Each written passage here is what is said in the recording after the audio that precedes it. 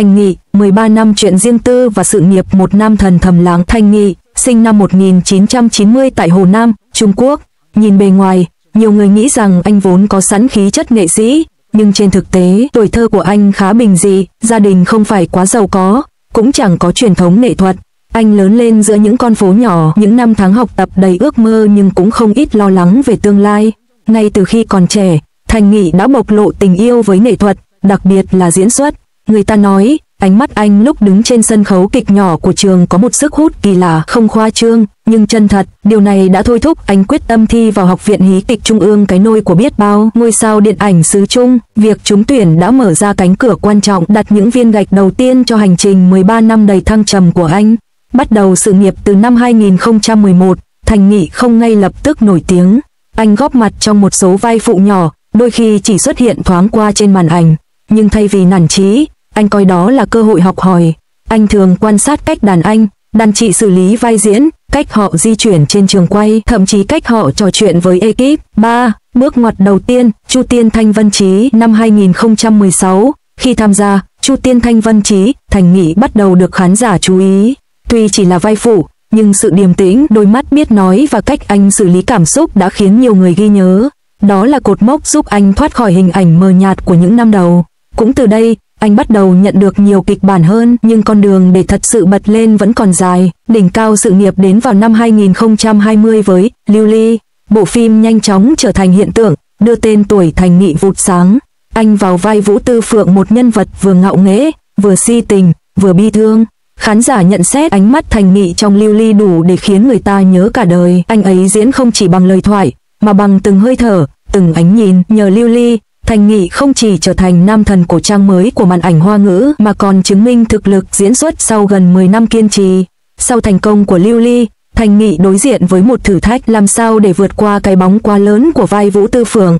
Bất kỳ tác phẩm nào sau đó cũng bị so sánh, đối chiếu. Một số phim anh tham gia không đạt hiệu ứng bùng nổ, nhưng vẫn cho thấy sự nỗ lực đa dạng hóa vai diễn, từ cổ trang đến hiện đại, từ chính kịch đến lãng mạn. Anh không muốn bị đóng khung, và đó chính là hành trình khó khăn mà không phải diễn viên nào cũng dám đối diện. Điều khiến khán giả tò mò nhất ở Thành Nghị không chỉ là sự nghiệp, mà còn là đời tư bí ẩn. Trái ngược với nhiều nghệ sĩ thường xuyên lên báo với chuyện tình cảm, Thành Nghị hiếm khi tiết lộ, anh ít chia sẻ về tình yêu, gần như không có tin đồn tình cảm lớn. Điều này khiến fan vừa tò mò, vừa yên tâm. Anh ấy sống kín đáo, có lẽ là người đàn ông biết trân trọng sự riêng tư. Tuy nhiên, không phải không có những lời đồn. Có giai đoạn, báo chí từng chụp được vài khoảnh khắc anh đi ăn tối cùng bạn bè nữ, nhưng tất cả nhanh chóng rơi vào im lặng, vì anh chọn cách không phản hồi. Thành Nghị hiểu rằng, càng giải thích, càng bị soi mói. Sự im lặng trở thành áo giáp để anh giữ cuộc sống cá nhân bình yên. Nhìn lại hành trình 13 năm, điều khiến người ta ấn tượng không phải là những xì căng đan ồn ào, mà là sự kiên trì lặng lẽ. Trong thế giới giải trí vốn đầy thị phi, Thành Nghị giống như một làn gió khác, không phô trương, không chiêu trò, chỉ tập trung vào diễn xuất. Chính sự điềm đạm ấy khiến anh trở thành hình mẫu của nhiều khán giả, một người đàn ông trưởng thành, sống giản dị, coi trọng giá trị thực hơn hào nhoáng bên ngoài. Không ít diễn viên, đạo diễn từng hợp tác đã khen ngợi anh là người khiêm tốn, tôn trọng ekip. Anh không bao giờ tỏ ra ngôi sao, thậm chí luôn là người đến sớm, rời muộn để chuẩn bị tốt nhất cho vai diễn. Một nữ diễn viên từng đóng cùng anh nói, Thành Nghị có ánh mắt rất đặc biệt, đứng trước máy quay, chỉ cần anh ấy nhìn, bạn sẽ thấy như bị hút vào thế giới nhân vật. Trong suốt 13 năm, thứ giữ Thành Nghị vững vàng chính là tình cảm người hâm mộ. Fan của anh thường gọi anh bằng những biệt danh dễ thương, lập nhiều nhóm để ủng hộ mỗi dự án mới. Mỗi lần phim lên sóng, họ lại kiên nhẫn PR, chia sẻ, tạo nên hiệu ứng tích cực. Có người nói, fan Thành Nghị không quá ồn ào, nhưng lại trung thành. Họ giống hệt anh, điềm tĩnh mà bền bỉ. Đến nay, khi đã có chỗ đứng trong giới, Thành Nghị vẫn giữ cho mình sự khiêm nhường.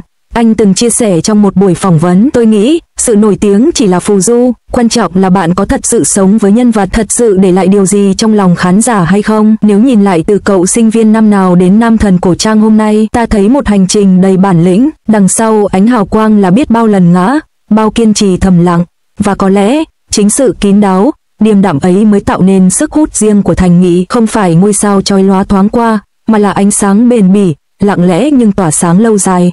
Thành Nghị nổi tiếng là người sống kín đáo, nhưng ở hậu trường, anh lại có một hình ảnh hoàn toàn khác, gần gũi, dễ mến. Một thành viên đoàn phim từng kể, du lịch quay dày đặc, anh luôn dành thời gian trò chuyện, động viên mọi người. Có những hôm quay thâu đêm, khi cả đoàn đã thấm mệt, anh lặng lẽ mua đồ ăn đêm cho ekip không để ai biết. Khi bị phát hiện, anh chỉ cười, chúng ta cùng làm việc, cùng mệt, nên cùng nhau vượt qua. Những hành động nhỏ như vậy giúp anh ghi điểm không chỉ trong mắt đồng nghiệp mà còn với cả người hâm mộ khi nghe kể lại. Điều đặc biệt ở Thành Nghị là cách anh dung hòa giữa cảm xúc thật và kỹ thuật diễn. Anh từng chia sẻ rằng, mỗi khi nhận vai, anh dành nhiều ngày chỉ để đọc kịch bản, tưởng tượng nhân vật trong đời thực. Anh không diễn như đang diễn, mà như đang sống cùng nhân vật. Vì vậy, những ánh mắt đau thương, những giọt nước mắt trên màn ảnh khiến khán giả cảm thấy thật đến mức nghẹn ngào. Một nhà phê bình điện ảnh viết Thành Nghị có lối diễn xuất tinh tế, anh ấy không cần nhiều động tác phô trương, chỉ một ánh nhìn hay một hơi thở cũng đủ khiến khán giả đồng cảm. Ở vị trí hiện tại, nhiều người nghĩ Thành Nghị hạnh phúc, nhưng đằng sau đó là sự cô đơn mà ít ai thấu hiểu.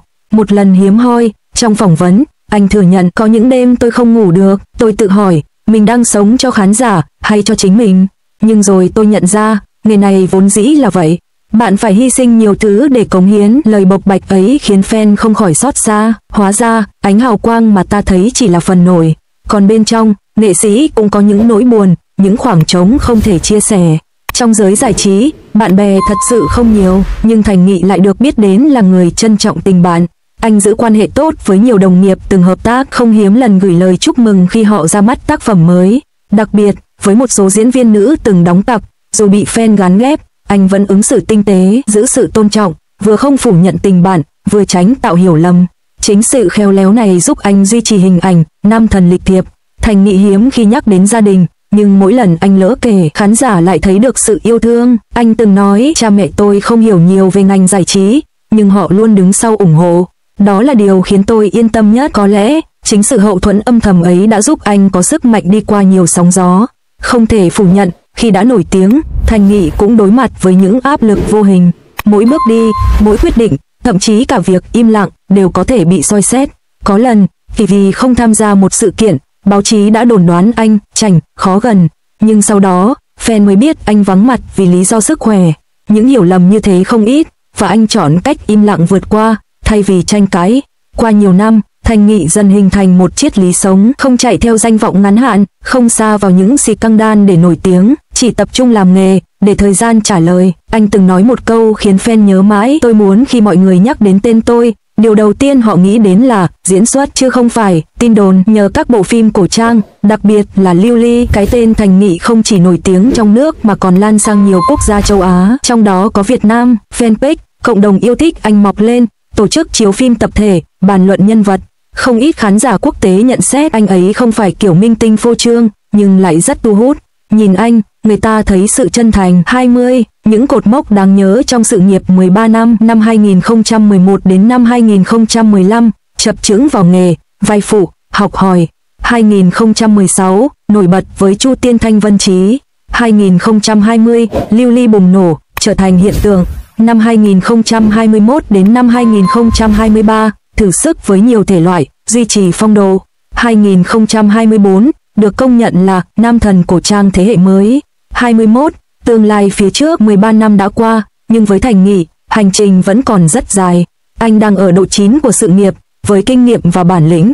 Người hâm mộ kỳ vọng, trong 5 đến 10 năm tới, anh sẽ có thêm nhiều tác phẩm để đời, không chỉ ở cổ trang, mà cả chính kịch, điện ảnh. Và có lẽ, Thành Nghị vẫn sẽ giữ sự lặng lẽ ấy, một con người không ồn ào nhưng luôn khiến khán giả nhớ đến bằng tài năng.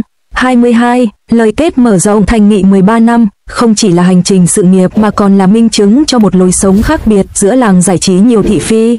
Anh chọn cách đi chậm mà chắc, giữ kín chuyện riêng tư, tập trung vào nghệ thuật.